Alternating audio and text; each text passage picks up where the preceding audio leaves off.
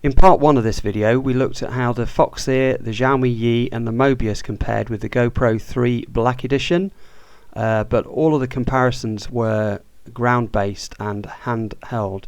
In this video the purpose is to put all of these cameras onto a quadcopter and fly them around to see how they cope with the dynamic and fast moving images and how they cope with vibration.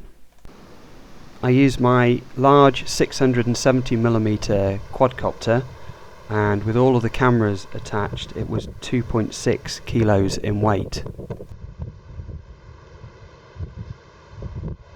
I made a couple of flights with all of the cameras attached.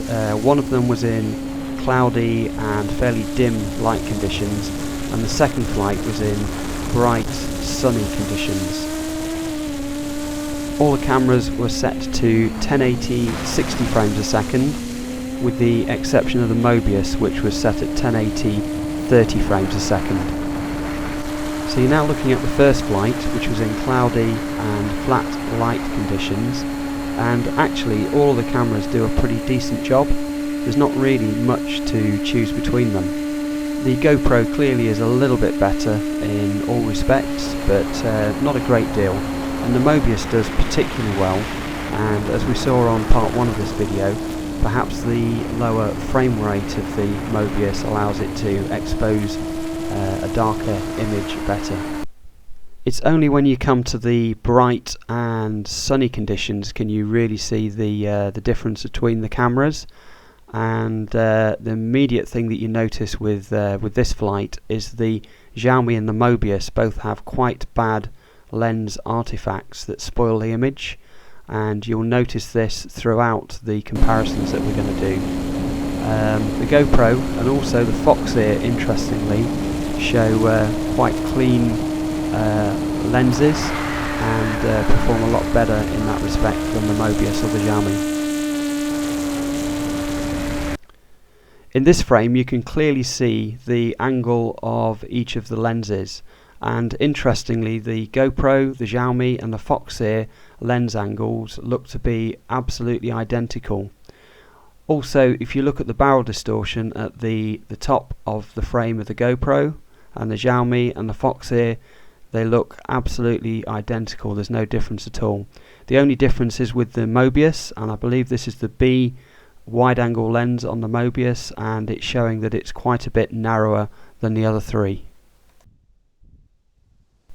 I expected to see a difference in the way that the cameras handled vibration, but in fact I didn't see any difference at all. Even the Mobius, which can be a bit sensitive to vibration, didn't show anything, and I think that's down to the design of the copter that I used and the fact that it eliminates and suppresses vibrations so effectively.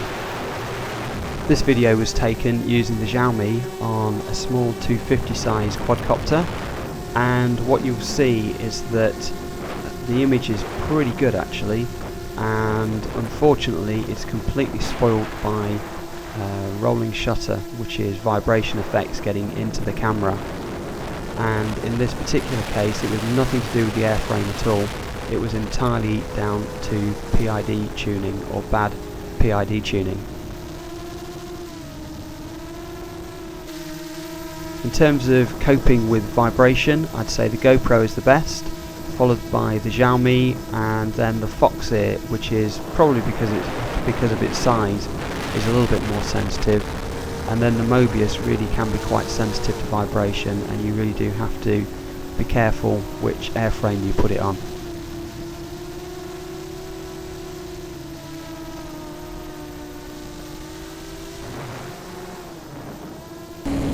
Back to the comparison clips now in bright, low sun conditions, and we're going to have a look at this clip in a number of different ways.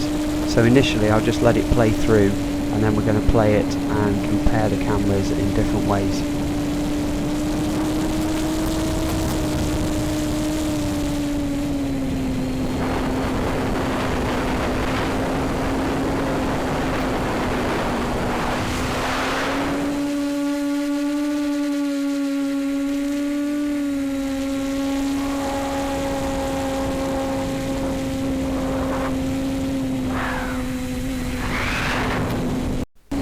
This view shows the camera split, but this time each of the frames is full frame, so you're just seeing a quarter of each of the camera's output, and immediately you can see that the Mobius is a little bit magnified, and that's because the lens is a bit narrower than the others. Looking into a bright sun really shows the difference between all the cameras.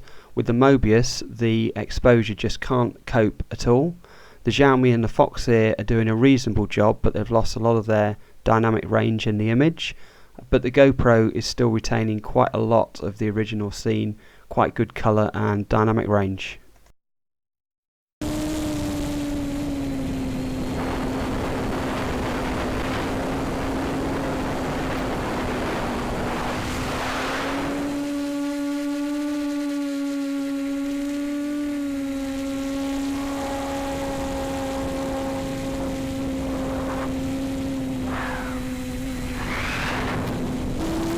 We're now looking at a comparison between the Xiaomi Yi and the GoPro, and the main thing to note with this is the lens artifacts, which are quite distracting, and also the difference in dynamic range between the Xiaomi and the GoPro, particularly when you're looking towards the bright sky.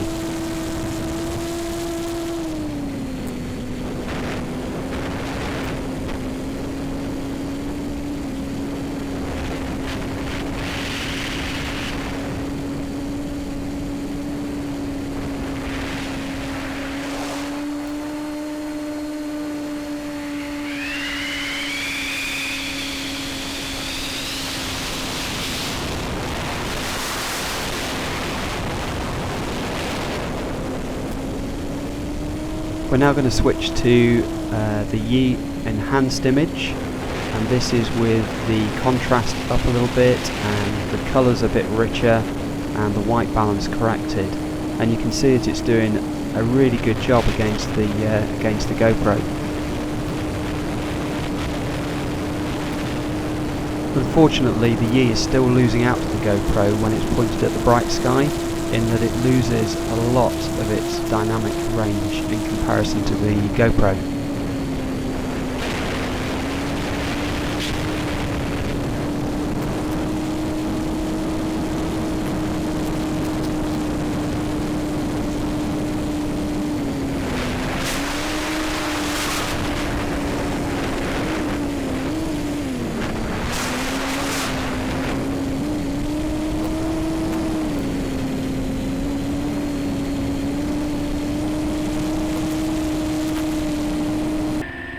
We're now looking at the Mobius direct comparison with the GoPro, and the main thing to notice in this footage is the fact that the Mobius very often produces a very golden look to the image. You'll notice on many Mobius videos that the grass often looks a yellow golden colour rather than green. Its dynamic range is also clearly not as good as the GoPro.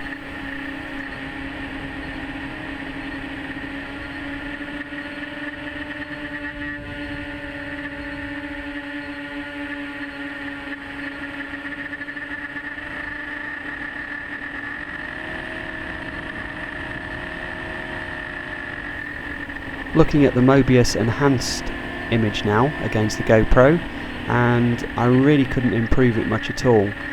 The main problem I had was trying to get rid of the yellow or golden tinge to the grass, and whichever way I moved things, it just made things worse in another area. So this is the best I could do, unfortunately. Certainly the video from the Foxeer and the Yi can be enhanced much more easily than the Mobius.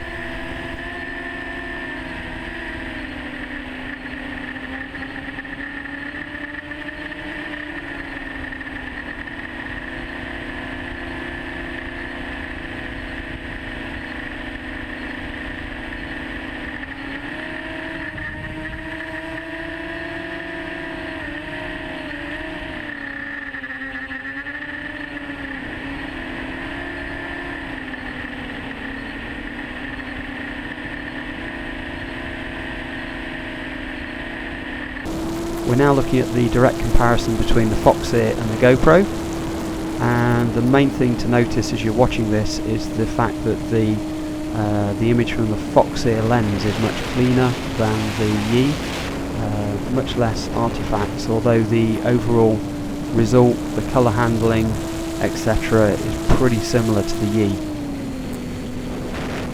Also, the Foxeer seems to be doing a very slightly better job than the Yi when it's looking directly into the sun or looking into bright areas.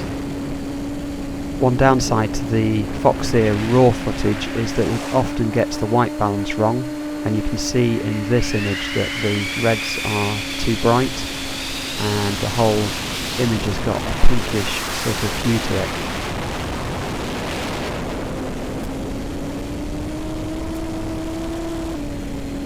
This is now looking at the Foxeer enhanced video against the GoPro, and I must say that the image quality is very, very close to the GoPro. It makes me confident that there's more quality that can be extracted out of the Foxeer, so hopefully in a future firmware update we'll see even better performance from the Foxeer. Looking into the sun, the Foxeer isn't doing quite as well as the GoPro, but it's still pretty impressive.